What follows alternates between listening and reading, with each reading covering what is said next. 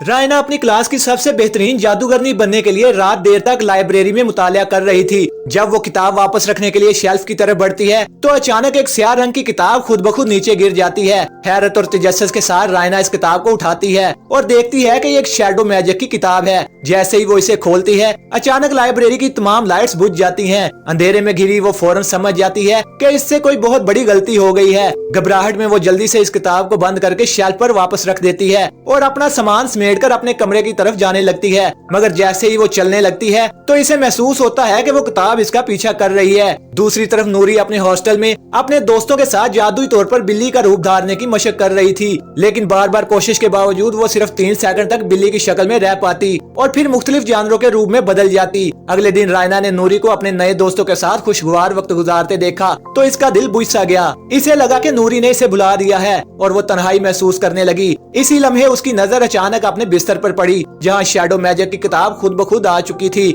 इसके सफ़ात आज खुद पलटने लगे जैसे किसी अनजानी ताकत के जेरे असर हो।